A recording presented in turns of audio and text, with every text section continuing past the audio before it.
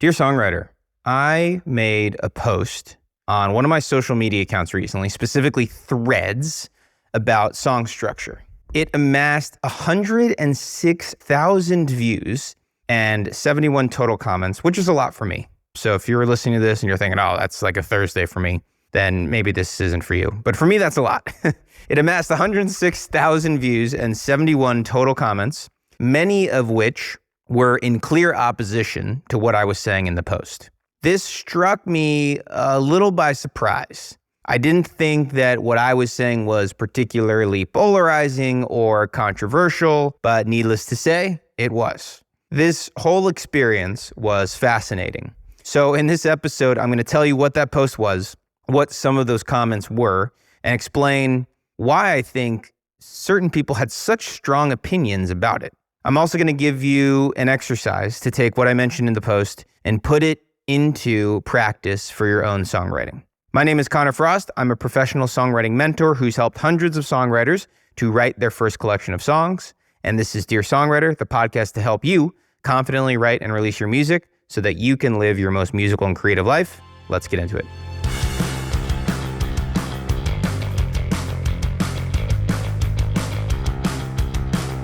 Okay, welcome to the show. So yeah, I posted this on March 7th of 2024. So at the time of recording this, about a month ago. And it's about song structure, and I'm just going to read it to you. And if you want to see it, I actually pinned it to my Threads profile. So if you go to threads.net and you search me, Connor L. Frost, you can actually get the visual, and I can link it in my show notes as well. So here goes. You're avoiding using song structure not because you're, quote, trying to be original, and not because you, quote, don't want to sound like everyone else, but because it's really fucking hard. It's hard to use the tools of repetition, pattern, variation, motif, and whatever else comes with writing a structured tune in a way that's thoughtful, cohesive, and impactful. So you can either run from it and continue to tell yourself it's a choice to do so, or humble yourself to take on the challenge. So that was the post. And I guess I'll take a step back, right? So song structure refers to the order in which you present a song. So terms like verse and chorus come from labeling parts of the song that serve a particular purpose.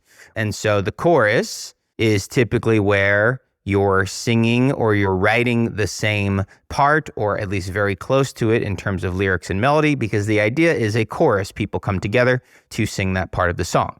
And verses, right, are typically where maybe you get more detailed. Maybe that's where you get more specific with your imagery, tell the story, whatever it might be, right? Every song is different, but especially in the world of pop or anything that is under the umbrella of pop, uses often a form of song structure. There's typically an order of operations. And what song structure does, for the most part, is create repetition. So by having choruses that repeat, having verses that have elements of what makes up a song, specifically melody, repeat, or have variations of that, is essentially a huge part of song structure, right? Song structure exists because it utilizes repetition. Let's call a spade, right? Song structure is in place to foster some repetition. Now, does every song follow these rules of song structure? No, not necessarily. But my point of the post, and this is kind of where I'm going to start from, is that I think a lot of times when people are fighting against song structure, what I hear a lot of is, oh, well, that's boring, right? Or I don't want to do what everyone else is doing. And what I'm doing is I'm calling those people out.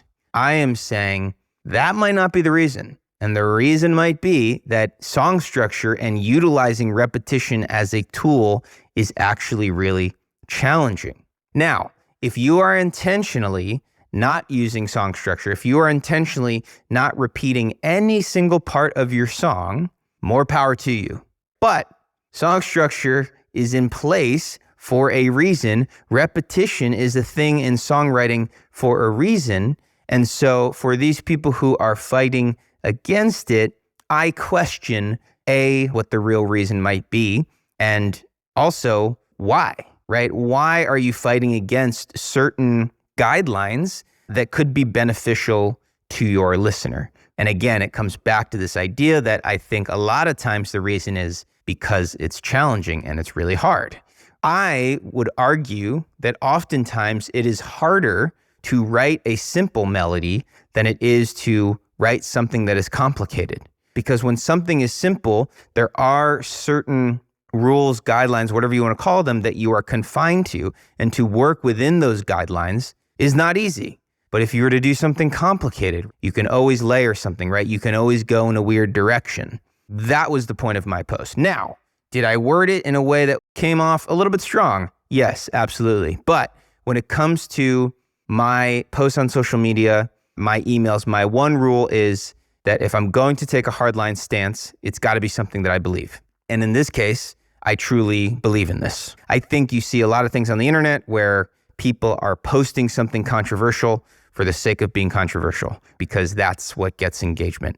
I went into this not expecting this kind of engagement, which I'm going to detail in a second. But all this to say is that for anyone out there, I think posting your opinions, so long as they are not that of spewing hate in any sort of way, I think it's good to take those hardline stances about things that you truly believe in and to be genuine about that. So I'm going to share some of these comments. Now, it was pretty split. I would say maybe overall more people favored what I was saying versus were against what I was saying. But I'm just going to read some of these comments for you. And again, if you want to check it out for yourself, I'll include a link to the initial post in the comments. Here's what someone said. I feel a lot of people that claim they don't use structure do it unintentionally by emulating I'm not sure what they're trying to say here, SBNGS, I don't know if that's slang or if it was a typo, of their favorite artists or broader genres. Having a structure can help you get to fresher songs faster, especially when you're in a creative rut or haven't done a lot of writing. I happen to agree. I think if you have no structure and you've never written a song before, or you're struggling to write songs, if you literally can do anything, if you can write with no limits, that actually might be harder. So I think give yourself limitations, which structure does, could actually lead to a stronger song and actually lead to you finishing songs faster. So I completely agree with this. Here's someone else. My compositions have structure, maybe just a bit much sometimes. That's interesting. One can argue that a piece can be entirely through composed and still contain meticulous structuring. I don't have any truly through composed pieces, but damn near close. 2 of the tracks on my latest release are like that, all but a few primes, etc. I like to think of it as a characteristic of the progressive style, though, rather than a cop-out. We do have some instances of traditional structure, I guess whenever it fits the vision. Great comment, and I super appreciate anyone who posts something so thoughtful. The point of this comment is that people who are writing songs that are seemingly structureless, if they're doing it well, they already understand structure. What I tell people is, okay, if you want to break the rules of song structure, have at it. But understanding what those rules are so that you can more intentionally break it is going to lead to what I believe to be stronger songwriting. Let's keep going here. This guy finally said it. This guy nailed it. Go home, you procrastinating elitarian music snobs. I think probably this was sarcastic. Oh, no, it wasn't, because then I followed up. I said, oh, I love a good this guy, because he referred to me as this guy. And then he said, as a music producer, I have to have this exact same conversation millions of times, and it's always the exact same one, exact same reasons. That's why this hits me emotionally. I have it right at the tip of my head. So actually, he wasn't being sarcastic. He was being totally sincere. Cool. Do a couple more here. It's second nature to me at this point because I've been recording my own songs for years. And at a certain point, you can already tell which parts are going to be bridges or need extra flair. It's like muscle memory. I agree. Once you start writing with structure in mind, it does become second nature. Not only is that reflected in your actual process, but also in how you create melodies and how you create lyrics. Okay, here's a negative one. I'm not avoiding using song structure. I just make what I feel like making. This post is so extra for no reason. LOL. So I actually followed up with this post and I said, if you're not someone who's avoiding it, then why do you feel compelled to reply to this post? I'm not trying to be sassy or sarcastic, just confused is all. Either way, appreciate the engagement and best of luck. Just gave your SoundCloud a quick spin, which I did. And I pushed back a little bit. I said, okay, if this doesn't apply to you, then why are you responding? And then they said, nah, I'm just confused because who is avoiding song structure? I don't know. And I said, fair enough. Thanks again and good luck, my friend. And then he goes, thanks for listening. And to be honest, song structure is a good topic. I think it's not talked about enough. So just goes to show that a little bit of conversation can actually be pretty productive. Someone said, I'm here for this. The greatest musicians of all time use structure and repetition. I'm almost certain those two things define what music is.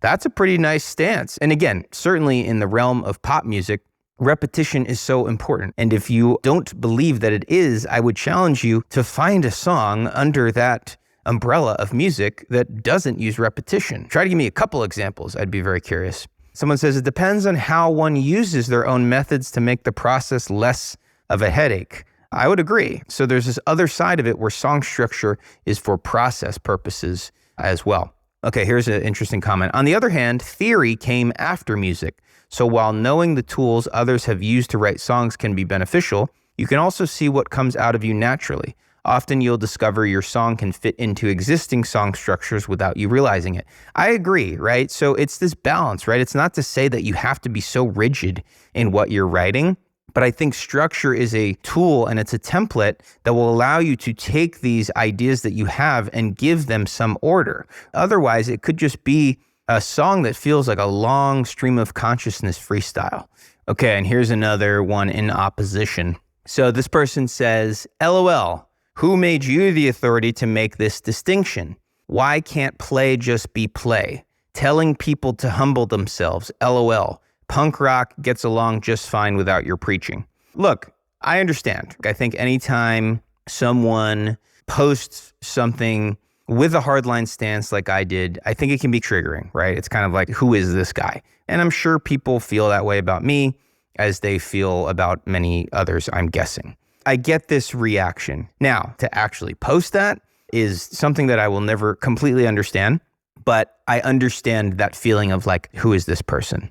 So I think there's a couple things about this comment. One is addressing what he said, why can't play just be play? Absolutely, play can just be play, right? But why does play and structure, why do those things need to be mutually exclusive? Play can just be play, but if you're fighting against song structure and you're avoiding using tools like repetition for whatever the reason may be, I think where I draw the line a little bit is, well, if you're going to do that, don't be surprised if certain people have trouble relating to your song. Because if there are no elements of repetition, there are no catchy melodies or lyrics that can possibly be grasped onto because they never repeat. They just exist in isolation. Or maybe you can, but it's much harder.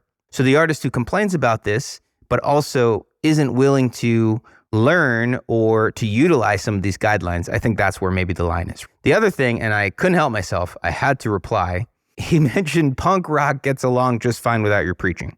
Punk rock is actually probably the most structured genre I can think of. It is the verse, chorus genre, especially like 90s pop punk, early 2000s pop punk, even classic harder punk follows a verse, chorus structure. Even metal. I have a student who is really into metal music, so we've been analyzing a lot of songs in that genre with him one-on-one.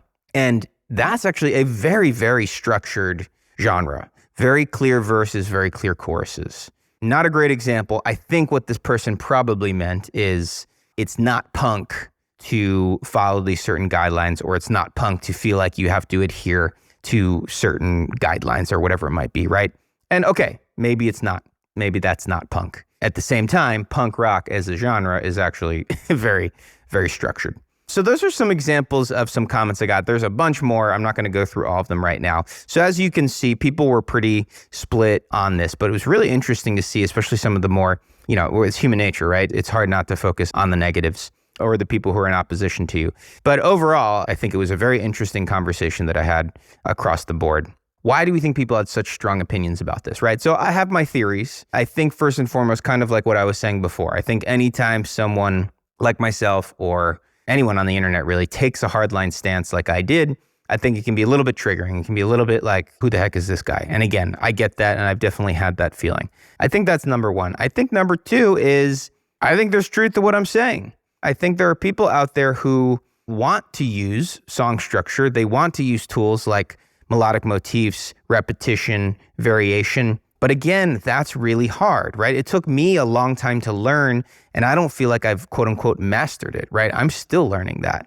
It's a lifelong journey, and if you feel at all like it's challenging, your initial instinct might be, I'm just going to say, screw that. It's like the kid in high school who doesn't get good grades because it's easier for them to say, screw it all, right? Fuck school. Who needs these people? And to come across like they don't care than to actually try hard and possibly fail. Again, the point of this post was like, it is not easy to use these tools. I think some of these people who are reacting strongly probably have tried and have had trouble, or are maybe having trouble with songwriting in general. And so it triggers a certain reaction, a certain response, and that can be really hard. I think I run into that sometimes where I question what I'm posting. Is it beneficial to people? Is it going to piss people off? I think ultimately what I land on is I have my beliefs, I'm going to state them, and if it gets that person to just think a little bit differently, and maybe that means taking a look in the mirror and realizing things about their situation that maybe it's helpful to realize, I can live with that. But I recognize that sometimes you see these things online, these posts, and you don't feel good about them because it's a reflection of maybe where you are. And I've certainly been there. Like, I've definitely seen certain posts about perfectionism, especially as it relates to like business, about the musical journey, things that I've done or haven't done well or haven't done at all. These things can be very triggering. And I think that's a little bit what happened here.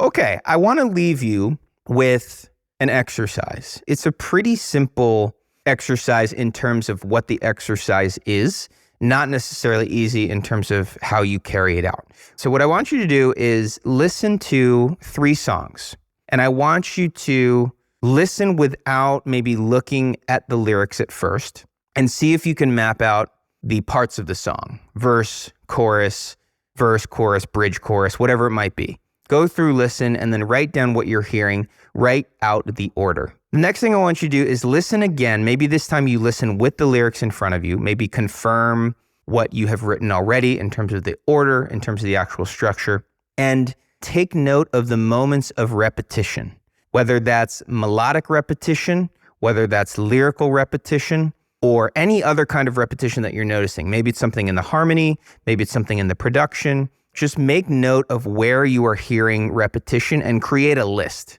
So maybe it's something like repetition of the first line of each verse.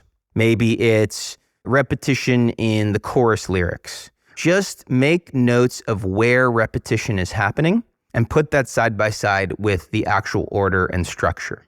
And hopefully from that, you can create this kind of template. This is how other artists that I listen to and other artists I like, this is how they're using song structure. This is how they're using repetition. And then you can take a step back, you can look at your own songwriting, and you can ask yourself, okay, do I want to try and utilize some of these tools as it relates to repetition and song structure, or do I want to not? If you can understand what those rules are, and if you actively make the decision to not, that is totally cool. Or maybe even better, you make a decision to take some of these tools, change them slightly to make them your own. So the idea is we can all become more active listeners, especially when we're talking about wanting to write songs. There's no better way to study songwriting than to study what songs are already out there, especially if certain artists align with certain goals that we have and a certain sound that we have. Anyways, this was a very interesting episode. I've been looking forward to recording this for quite some time. Hope it brought you some value. I will be back next week with a new episode. And in the meantime, happy writing, and we'll talk soon.